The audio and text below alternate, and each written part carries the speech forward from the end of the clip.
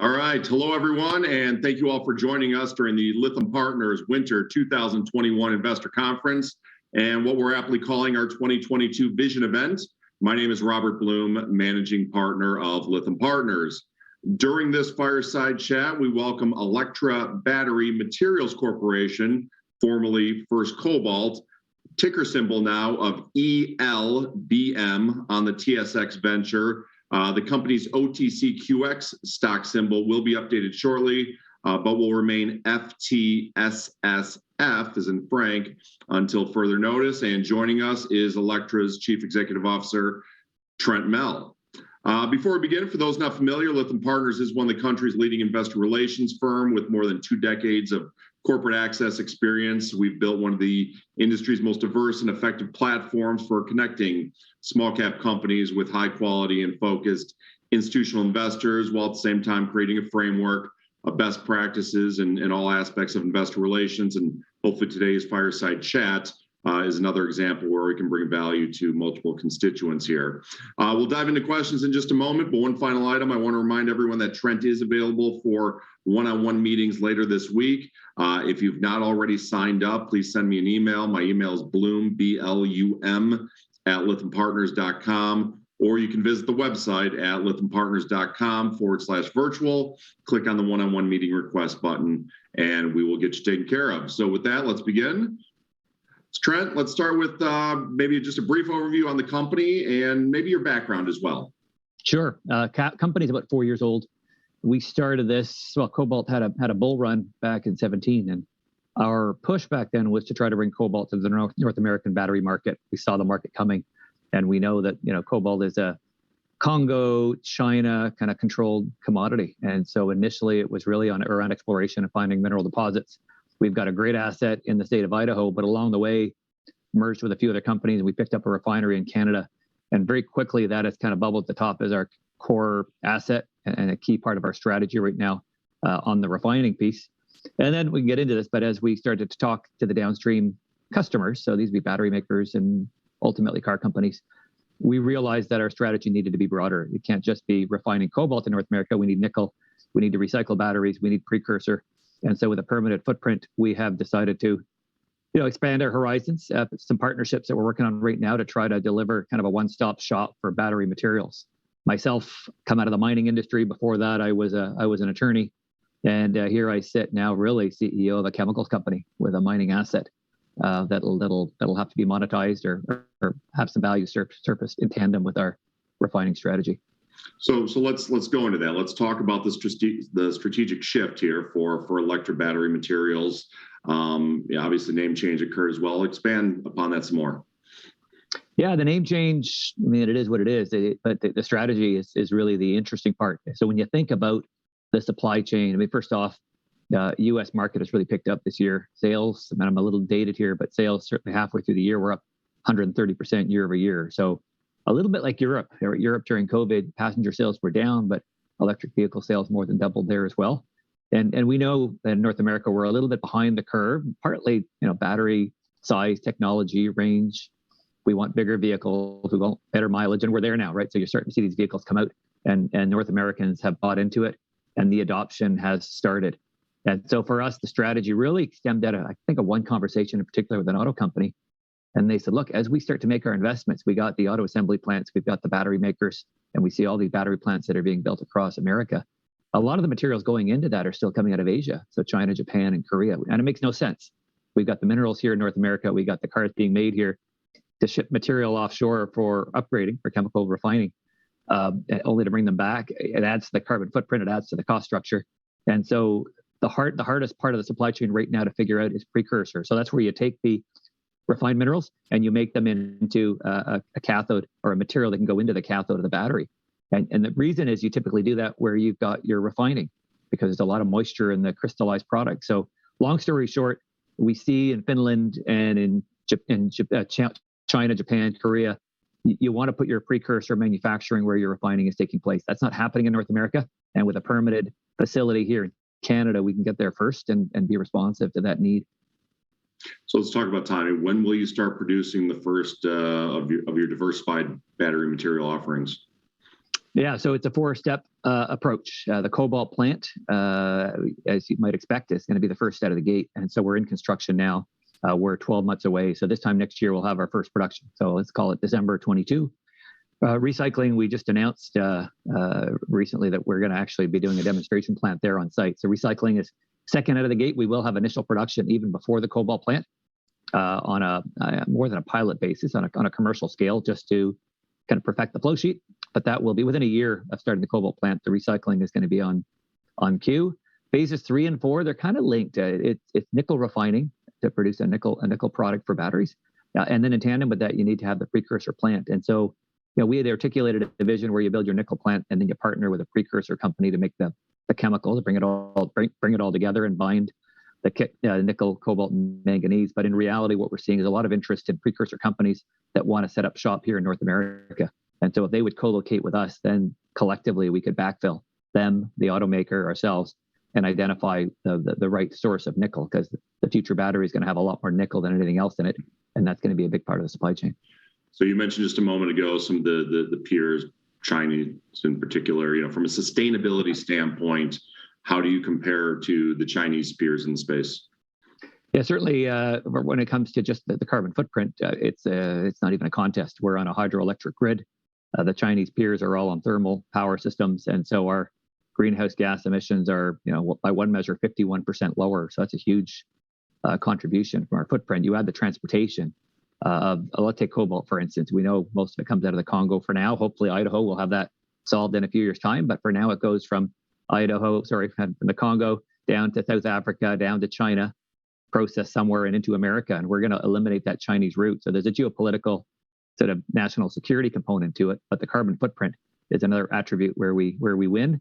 And Canada's got a lot of water. If processing takes water, we're not a water-stressed environment. So our water consumption, while it is lower, it's also not even a factor. So when you look at we call it a life cycle assessment, when you look at all the attributes, acid rain, eutrophication potential, things of that nature, we come out on top. There's not a doubt in my mind that we're going to have the cleanest cobalt product in the world. And I think we can extend that attribute to recycling, to nickel, and to precursor as well. And let's talk about the technology that you're utilizing here. So from a technology standpoint in your Ontario, Canada, the refinery there, what are some of the pros and cons of the hydrometallurgy that's being used there? Yeah, so conventional technology, particularly in recycling, there is only one true destination today in North America for recycling, and it's a pyrometallurgical smelter. So pyrometallurgy implies heat. Heat implies that you're going to have some emissions, and so the environmental footprint of a traditional pyro plant is not nearly as good as a hydrometallurgical plant, where you're taking product and you're dissolving it. You're putting it into a solution. So it's a chemistry set at the end of the day, but it's virtually zero emissions. So you got a much better footprint. Moreover, and I'll stick on the recycling theme, when you go through pyrometallurgy, you can recover just about everything. It's nickel, cobalt, copper, lithium, graphite, manganese. You can't do that in a pyro process. You lose a lot of products along the way. Some go up the smokestack, some just don't get recovered. And so there's a lot of real positive attributes to hydrometallurgy, which is why those are the plants that are being built in China.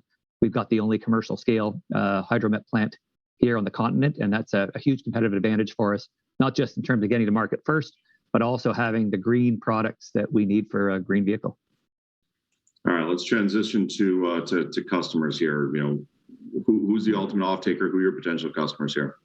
Yeah, so I guess we'll go on the downstream as opposed to feed. Feed is not going to be a problem. We've got feed contracts in place with Glencore and China Molybdenum. There's some 20 or so black mass producers on the recycling side that we can work with to get us our product. But where it goes to, the conversations just got a lot more interesting, right? When we were selling just the cobalt, it's a small piece of the battery. But when we started talking about putting it all together in this precursor product, this pre-battery product, you want to put it that way, the inbound calls started to pick up. And so we've got our VP commercial who's out of Europe. Michael's got a couple of dozen NDAs. And so it's everything from the chemical companies. You might think of them as peers or competitors. I'd probably peers, given that they're giants next to us. And then the battery cell manufacturers, as well as the auto companies. I would say the more productive conversations is probably the auto company, because ultimately they're the ones responsible for getting the vehicles made, procuring the supply of material, making sure it's sustainable, making sure it's available. In 2025, the material crunch looks pretty severe. So we've got, we're close to, I'd say we're close to a couple of really interesting arrangements here. And these would be probably initially more in the form of MOUs, just to demonstrate to the market that we've got a real viable, frankly, fantastic strategic partner to help move us forward. It'll be more than one. We're not going to be in one supply chain because our production profile is going to be pretty big. When that's going to happen, that's the magic question. We got so many catalysts coming up on recycling, on de-risking the plant, partnering on PCAM. But that partnership with an auto company or battery company is really what's going to get investors excited. Not going to happen this year, but maybe early in the new year. We've got, we only control half the schedule, but very, very encouraged now that those investments are being made on the downstream with battery plants, and as they work their way back up the supply chain, we're now up, I guess, in terms of lining up the pieces for that piece of the supply chain. Let's just stay there for a moment on the supply chain. When you look at North America in particular, and you talked about sort of the worldwide supply chain, what is the current state of it? Where are some of the issues, especially when it comes to refining and chemical processing there? Yeah, no, that's worth pausing. You can build an auto assembly plant anywhere, right? And we're seeing that investments are being made all over. Same thing with the battery plant. Those materials are easily transported. Refining, let's take refining of the cathode. So cobalt refining, China controls 80% of that market when it comes to materials going into a battery, a lithium-ion battery. When you look at nickel, China controls about 90%. The third element, manganese, China is about 100% of that market. And so where are we? We're in a precarious situation. And this is the hardest part of the supply chain to figure out. You want to build these things where your materials are refined. Canada's got a wealth of nickel. I mean, North America does. And you typically would want to set this up where you have your nickel supply. So our plant is 2 hours away from Sudbury, one of the biggest nickel belts in the world. But we've got Timmins, we've got Minnesota, we've got Boise's Bay, Thompson Creek, or Thompson, Manitoba. So lots of supply. It's going to take more than just us. I mean, I think our plant, as we're designing it, could supply 1.5 million vehicles per year once everything is put in place. And it's probably a 4 years until we got all these pieces up and running, PCAM and nickel. But I think we can get there faster because, permitting a refining asset like ours is a little bit like permitting a mine site. The disturbance area is a lot smaller, but you still have to go through a lot of environmental hoops and community consultations. And because our plant is already permitted and has operated in the past, we should be able to get to the finish line pretty fast. Who else is out there, from a peer standpoint within North America in particular? Anyone else doing what you guys are attempting to do there? There's a lot of people shopping. So if you think of the battery makers that people would know are probably the European ones, right? Northvolt is the upstart.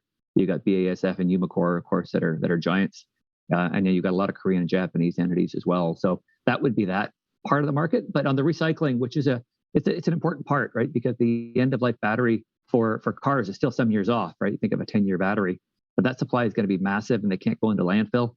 So a big part of the OEM conversations is how are you going to help me with my end of life, but also how are you going to help with my battery scrap? Because you can have up to 30% of your raw materials go to waste when you're starting up a new battery plant. Yeah. So part of that is important. And who's in that space? I think the big names that we hear a lot about is Redwood Materials, former Tesla executive, and Li-Cycle did a SPAC transaction, $1 billion+ valuation.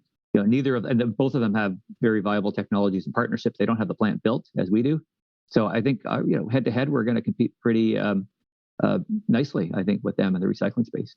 Is there any other differentiators between yourself and those peers that you see out there? Yeah, well, to build a recycling plant can be anywhere from 200 to 400 million US. Our demonstration plant on the recycling, because we're using existing equipment and we're going to scale it up in a modular fashion, under 3 million for us to do a demonstration plant, and then a few more as you sort of work your way through it. So our approach is going to be to focus on secondary material, which is all the portable electronics, phones and laptops and power tools, and kind of back into it and grow with the market. So the big differentiator, again, permits. We've got 100 million already invested. We're putting another 60 million to work over the next 12 months to build out our cobalt plant. And so we're leveraging some capital, and we're leveraging OpEx through our site level G&A. So for us to ease into recycling, and not as our core, but as one of 4 pieces of the puzzle, I think we can do it with a much lower risk profile than some of our peers. And sort of on that topic there, you had a press release go out on Wednesday here of last week. Can you expand on that just a bit? Yeah, and then that was just to kind of shine the light on our capabilities. I think people that follow us know that we've been looking at it, but we spent 8 months rather, doing engineering studies and testing material. And so through that process, we've reached out to a number of black mass producers. So when you think of recycling, think of 2 steps. The initial collection of the batteries, right? And you take the casings off and you shred it down to this black mass, which is like just a fine powder once you've crushed the cathode and the anode of the battery. That, I don't want to call it easy, but there's a lot of players in that space. It's mechanical, there's logistics involved. That next step where you then take that black mass and you dissolve it and recover all of the individual elements within it. There's 5 or 6 elements you want to target. That's the expensive part. That's the $300 million sunk capital investment that others are faced with. This is where we're shining the light right now. We've had, through our work, we've had a total of 20 people that we've either contacted or contacted us that are already doing that upstream black mass processing. Mm-hmm. They need a home, and we're going to be that home starting next summer on a small scale, and then we're going to grow into that. And so we wanted to let people know that, yes, we're not going to say too much. I mean, the recoveries for these things are good. The margin opportunities are very interesting. But, you know, the secret sauce, there's a lot of talk about technology. It's really trial and error. It's a leach. It's not, it's a chemistry set. So the patents and the processes and the technology, we all have different ways of doing it. It's that capital hurdle that's really going to differentiate the winners and the losers. Okay. When we think about some milestones here between now and let's say the end of 2022, you know, what should investors be looking for over that period of time? And if we sit here and do a similar sort of an interview 12 months from now, what are the biggest risks to achieving some of those goals?